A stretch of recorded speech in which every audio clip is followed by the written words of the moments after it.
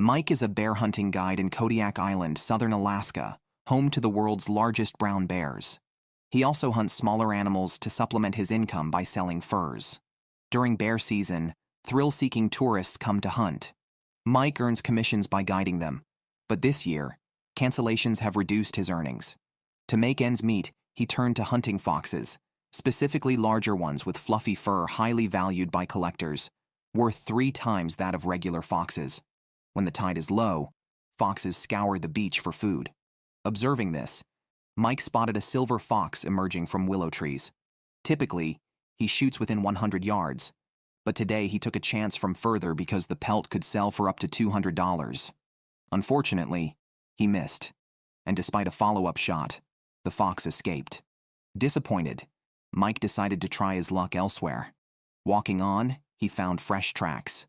Knowing foxes are clever, he opted for an ambush over pursuit.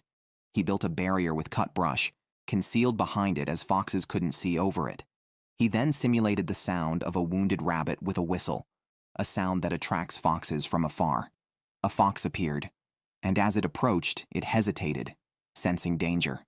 Seizing the opportunity, Mike adjusted his position and shot decisively. The fox fell but managed to crawl back into the bushes. Following the blood trail, Mike found the dead silver fox, picked it up by the neck, and carried it out of the bushes. He secured it by tying a rope around its hind leg and hanging it from a tree.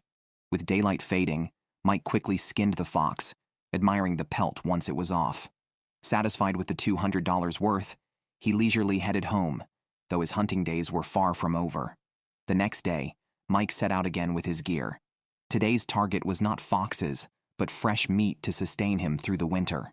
Among Alaska's delicacies, mountain goats are top-rated, but they dwell on steep rocky mountains, making them extremely hard to reach.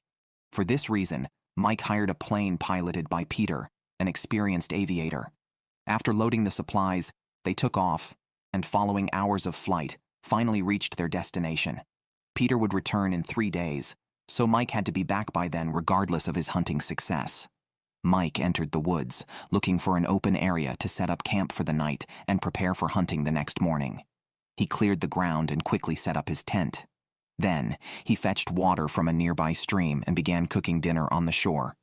It was homemade pasta. While cooking, he used binoculars to scan the opposite mountain for goats but saw none. After enjoying his dinner, he planned to rest early to start a busy day with the first light of dawn. The next day, Mike searched for the elusive goats but found none. He then decided to climb the mountain in hopes of spotting them up close. Goats are among the hardest animals to hunt, and just the thought of climbing the steep snow-covered mountain gave Mike a headache. He painstakingly climbed, leaving clear footprints in the snow, marking human presence in the wilderness once again. Midway up the slope, he rested and scanned the area. Fortunately, several goats appeared on the mountaintop. To approach them, Mike resumed his climb, but changed into a white coat and donned a goat-like hat to disguise himself. When he reached the summit, a male goat curiously looked at him. Just as Mike raised his rifle, the goat sensed danger and left. It seemed unsuitable to continue hunting for the day, so he decided to head back to camp before dark. Here is a steep snow-capped mountain in Alaska, where a hunter in a white coat and a goat hat quietly waits. A family of goats is approaching him. After failing to hunt yesterday, Mike returned to this mountain early today, and was in luck as several goats appeared in his sight. He estimated they would be within shooting range in about 15 minutes, so he lay down to wait. This was a test of patience. His breathing steadied, blending him into the surroundings. Soon, the lead goat, large and strong, came into view. Mike stayed still, as it was not his target. Eventually, other goats strutted out, including the one Mike was aiming for, which conveniently stopped. Seizing the moment, Mike decisively pulled the trigger. The gunshot broke the silence, and the goat ran wildly in pain before collapsing from the severe injury. Mike approached slowly, as the other goats had already vanished. The scene was left with just the dead young male goat, whose meat was tender and the best choice for this hunt. Its death wouldn't affect the herd's breeding. Understanding sustainable hunting, Mike shook the goat's head to drain blood from its mouth before starting to butcher it. The goat provided 50 pounds of meat, enough to sustain him through the long winter. He packed the meat into his backpack, tying the fur and head on the outside. After ensuring he left nothing behind, Mike began his descent, a treacherous task especially with the added weight, making it easy to slip. The descent started smoothly, but he soon faced a cliff, indicating a mistake in his route choice. With daylight fading, there was no turning back. He tied a rope to a small tree and carefully climbed down by pulling on the rope, safely reaching the bottom. After retrieving the rope and looking back, he felt a surge of relief. The rest of his journey had no more dangers, marking a perfect end to this hunting trip. 2 hunters hid behind rocks with several deer in front, 2 bucks fighting among them. Josh and his wife Bonnie didn't shoot immediately because they were aiming for bigger game. It was hunting season, and they planned to fill their home freezer to last through the long, cold winter. They needed 2 deer to meet their needs. Each had a target in sight, and Bonnie, the sharpshooter, took the first shot. The powerful rifle sent the bullet through the deer and into the ground behind it.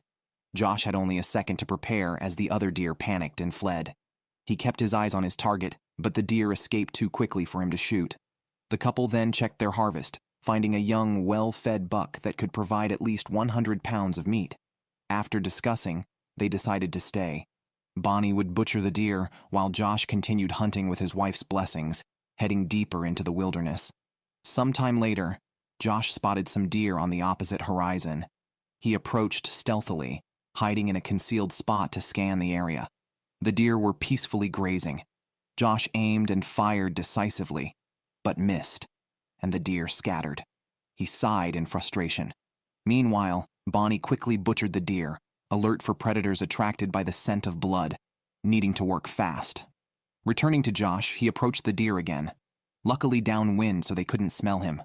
Waiting quietly, a buck ran into an open area. Josh held his breath, took his shot, and the buck fell. Overjoyed, he exclaimed unintelligibly as he secured enough meat for the winter. He approached to claim his prize. This buck was larger than the first, about 6 years old and in its prime. Josh began butchering the trophy buck. Using a sharp knife, he chopped and sliced the meat, packing it into his backpack. He also saved the deer head. After packing up, Josh started his return journey. Having resolved the food issue, he could now focus on work. The cabin, his recent relocation, served as a defense post against wild animals. Built in 1885, its structure was intact, but required some repairs, especially a heat source. Josh found a solution nearby, an old homestead's remnants with a surviving fireplace.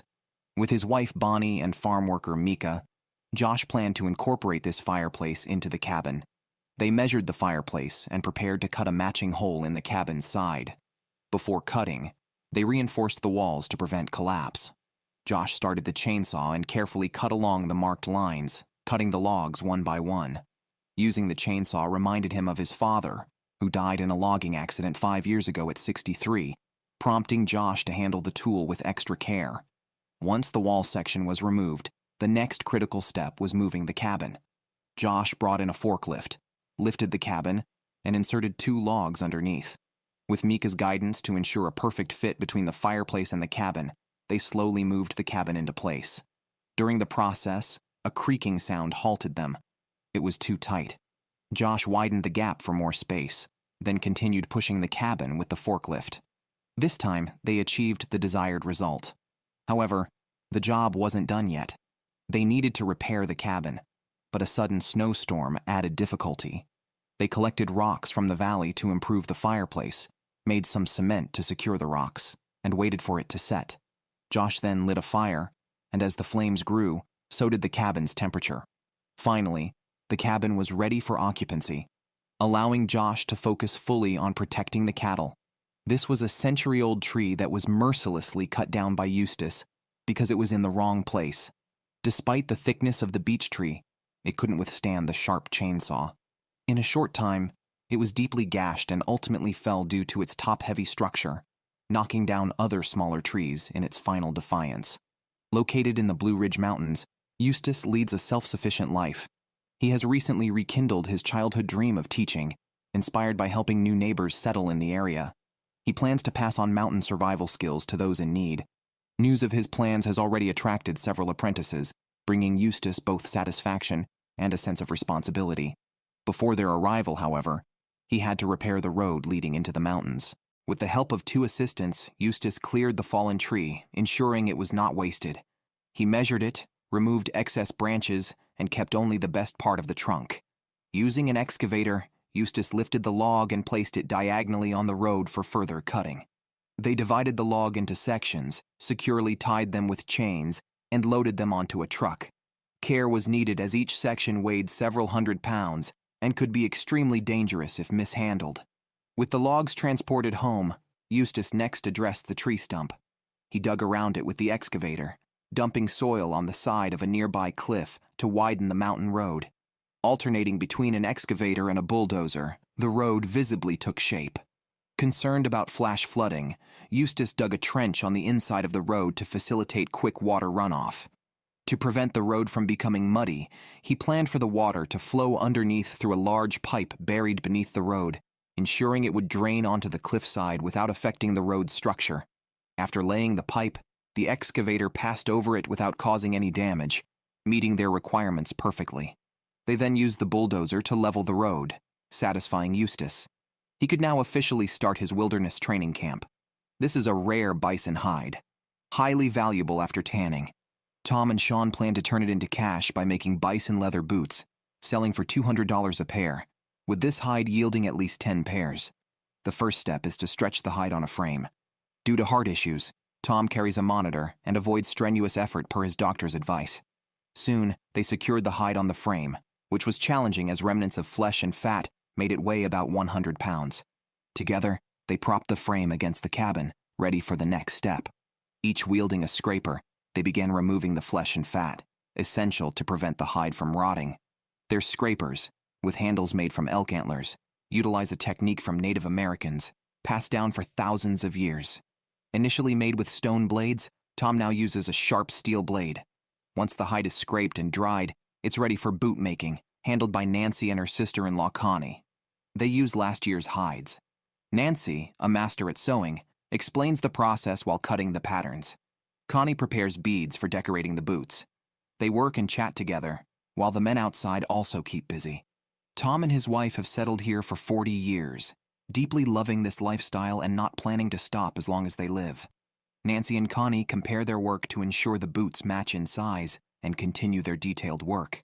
Meanwhile, Tom and Sean are finishing up outside, carefully checking their work and then moving the frame inside the workshop. Tom thanks Sean for his help, which made the scraping process easier today. Later, Tom prepares a mixture of deer brain and warm water, applying it to the hide to soften it, a critical step in tanning. When Tom returns indoors, Nancy and Connie have completed a pair of boots, warm and artistically appealing, easily worth the $200. This was their fulfilling yet ordinary day. Harry and Kid are finishing a $5,000 project, a flat-bottom boat made entirely of wood. Once the boat reaches its destination, the wood can be disassembled and reassembled into a cabin. Their previous products had issues with leaks, so the brothers upgraded them by cutting grooves in each floorboard, perfectly overlapping them to solve the problem. Now that the floor assembly is complete, they move on to the next step. They apply boiled linseed oil to the wood to protect it, followed by a coat of homemade pine tar oil for waterproofing. With the flooring done, they flip the boat over to start working on the top structure. Recalling their experience transporting mules last year, they decide to learn from it and design a movable ramp in the middle of the boat. They nail several boards together for the ramp. Kid tests its sturdiness by jumping on it. Satisfied, they lower the ramp, and Kid walks on it, confirming it works as intended. Besides this feature, they innovate by adding a door on the side of the boat, a novel idea for them. They build a frame and nail boards to form the door, then install hinges to allow it to move freely. They appreciate this design, but encounter an issue when the door feels obstructed and doesn't close smoothly. Kid forces it shut, only to find a hinge broken, indicating the hinges aren't strong enough for the door. They decide to make their own oversized steel hinges using the same principles. After welding a steel hinge, they attach it under the door and secure it with thick screws. Their testing reveals a surprisingly good result with no obstructions when closing. Their work isn't done yet. They proceed to the final touches on the boat. They heat steel and hammer it into shape, bending it to form a handle, which they then attach to the boat. Harry welds a tool similar to a door, fixing it at the back with the corresponding handle. Now that the boat is completed, it's time to drag it to the riverbank. Valued at $5,000, today marks its maiden voyage. They take it very seriously, knowing that only after safely navigating the boat downstream and handing it over to the client can they earn their payment. After discussing, Kid decided to pilot the flat-bottom boat, while Harry followed in an inflatable raft. They mounted wooden paddles on the boat and set off. Winter is the calmest time of year for the Salmon River, but they remained cautious due to some rapid sections. It was the puppy's first time on a boat, and though it was excited, it also shivered in fear. Kid found the situation amusing yet manageable, as the current was relatively smooth. However, they were approaching their first rapid, making Kid serious. With nearly 20 years of boating experience, Kid wasn't worried for himself but for Harry, who was still a novice. He instructed Harry to stay close. Soon, the challenge began. Kid expertly navigated the boat, giving Harry tips along the way. Nevertheless, Harry got stuck on a rock and struggled to free the raft. Worse, water began seeping into the raft, creating an urgent situation. Harry kept calling for Kid, who was very anxious. Fortunately, Harry managed to free himself, and they quickly pulled ashore. The raft was still leaking, the water reaching Harry's ankles. They flipped the raft to find the leak and planned to seal it with tape. Before applying the tape, they dried the bottom with a lighter. The tape should hold temporarily. They refilled the raft with air and continued their journey, enjoying the beautiful scenery along the way. However, the turbulent river caused more trouble, shaking the raft and disorienting them and the dog. After a brief rest, they hit another rapid filled with rocks. The flat-bottom boat slammed heavily into a stone, prompting Kid to check for leaks. For safety, he pulled ashore, found some minor abrasions on the wooden floor, but nothing serious. They resumed their trip, which went smoothly until they reached their destination. The buyer inspected the flat-bottom boat, impressed with its functionality, and liked it a lot. The transaction was completed successfully. A massive moose stood just 100 meters from the hunter, but it was safe. Jake, who had already stocked up on meat for the winter, was out on a mission to spot a cougar. As a lion hunter, he was responsible for driving away cougars that ventured into ranches. To quickly locate the lion, Jake released Marin, the most experienced hunting dog in his pack, known for its keen sense of smell. As Marin ran and sniffed the air, it seemed to catch a scent. Jake followed but found nothing. Jake had just received a call from a rancher reporting signs of coyotes on his property. Not only cougars, but coyotes also posed a threat to the ranch's safety. Coyotes are cunning and not easy to capture. Soon, Jake spotted fresh coyote tracks and decided to set a trap. He prepared wires that had been boiled and waxed to remove human scent. He tied the wire to a small tree and designed a loop on the animal path that would tighten around a coyote's neck as it struggled. Jake knew he needed to leave quickly to avoid leaving more scent. He found another strategic spot along a coyote's path and set up another trap in the same manner. However, waiting passively wasn't Jake's style. He preferred to take action, especially during dusk when coyotes went hunting. If lucky, he might encounter one. Armed and ready, Jake set off. As he walked, he suddenly crouched. A coyote was about 100 yards ahead. Jake didn't shoot immediately due to the strong wind masking his scent, allowing him to get closer. Once near, he mimicked a coyote's call. Alert, the coyote ran off. Jake fired a shot but missed. He tried for a second shot, but the coyote was already sprinting, making a hit nearly impossible. Jake let out a frustrated cry, knowing there was a $100 reward for each coyote killed, so he reluctantly continued the chase. Unexpectedly, he stumbled upon a deer carcass, evidently killed by coyotes. No wonder they frequented this area. The deer was not yet fully consumed. Night quickly fell as Jake continued his search for the coyote. He crouched on high ground, mimicking the call of an injured animal. Soon, a coyote appeared in his view. Jake waited for an opportunity, and as the coyote paused, he decisively took the shot and brought it down. Approaching the fallen coyote, Jake confirmed it was dead and prepared to collect the bounty. Martha had acquired a compact 8-wheeled vehicle at a very low price, potentially a valuable addition to their work tools. Martha and her daughter Ellie, designated hunters of their tribe, relied on hunting to provide meat for their community. The vehicle, capable of traversing land, marsh, and snow, was driven into the garage by Martha for some adjustments. They intended to inspect the vehicle's tracks to ensure they were correctly aligned. Martha slowly reversed the vehicle until the first wheel was in place, then sped up and stopped at the end of the track. Everything seemed fine. They rolled up the tracks and fitted them onto the wheels, securing them into a closed loop with a rod. The same process was applied to the other wheel, but they encountered an issue with the track being slightly short. To resolve this, they used a ratchet to increase tension. By fitting the ratchet strap around the track and tightening it, they ensured the track clung tightly to the wheels, achieving the necessary fixation. Now transformed into a snowmobile, they decided to test it out. The vehicle smoothly drifted and turned as Martha drove it out of the garage, finding it easy to control. She took it for a challenge through the forest on mountainous paths. With a top speed of 20 miles per hour, even thick snow couldn't stop it. Martha was thrilled. With this vehicle, they could reach any part of the wilderness. However, their joy was short-lived. As the vehicle attempted an uphill climb, the wheels began to slip, and they were stuck.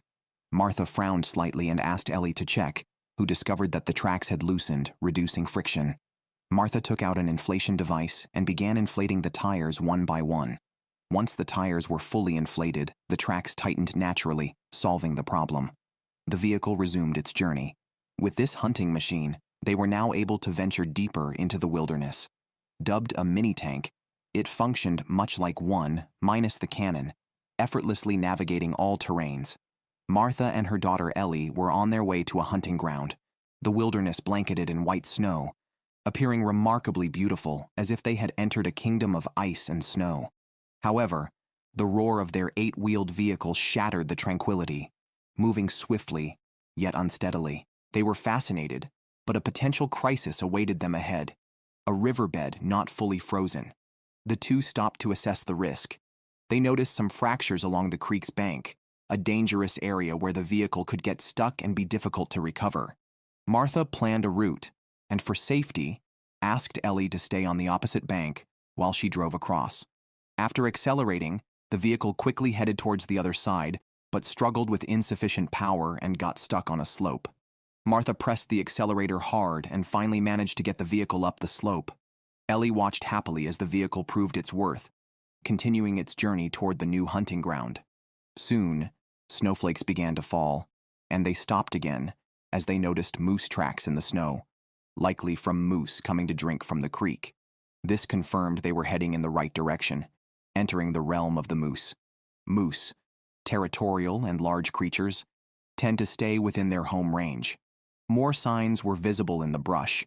The moose had been eating the tree bark, further evidence that some moose lived here. They proceeded deeper into the forest, following information from the tribal elders about a valley deeper in the area, known as the moose's home. Since they had enough food for the winter, they decided not to hunt moose today, but to mark the area for next autumn's hunting season. However, the terrain became more challenging, testing the limits of their vehicle.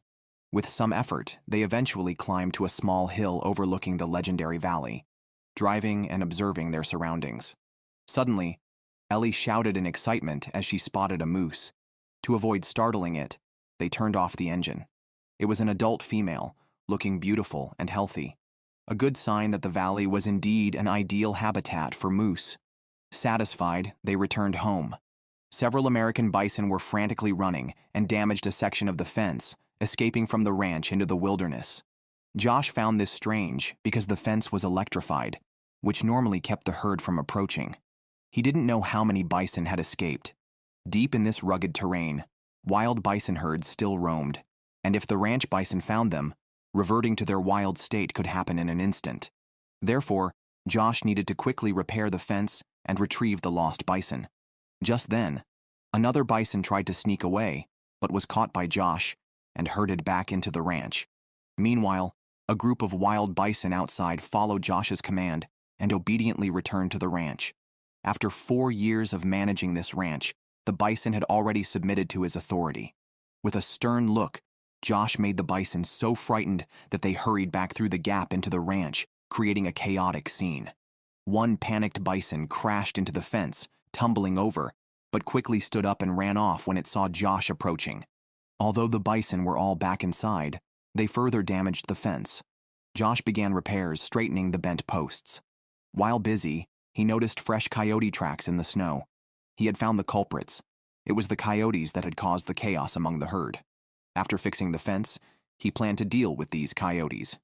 Josh patrolled around the ranch, looking for signs of the coyote. Soon, he spotted several tracks indicating a coyote invasion. He stopped the vehicle, loaded some tools into his backpack, and headed towards the coyote's direction.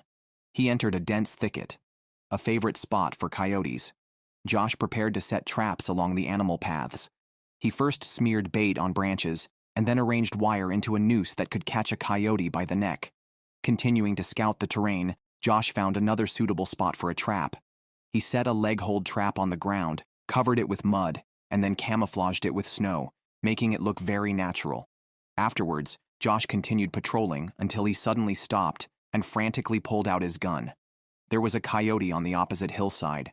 Josh lay down to aim, but felt the distance was too far. He tried mimicking a coyote's call, but the coyote on the hill did not react.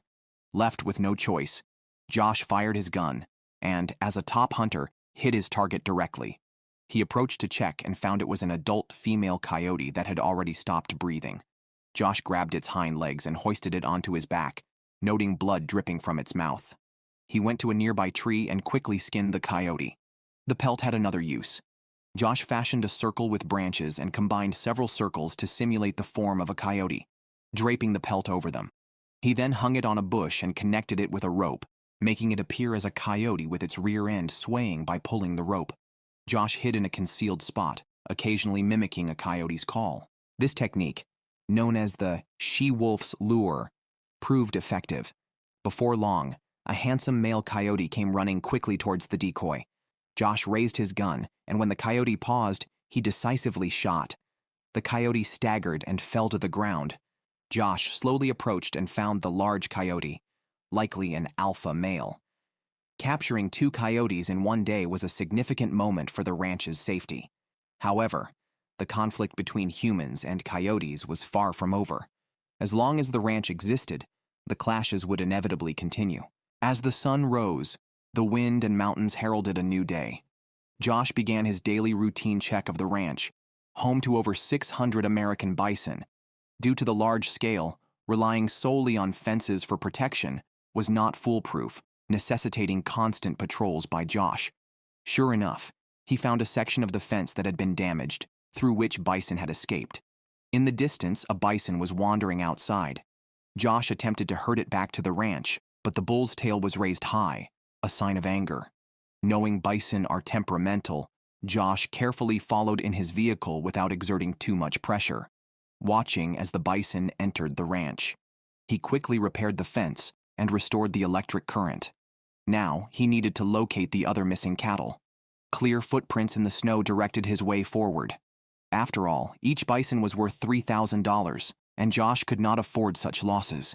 As he grew increasingly anxious, he finally spotted several bison that had stealthily made their way to the feeding area. Now, Josh had to drive them back to the ranch. Do you know how dangerous bulls in mating season can be?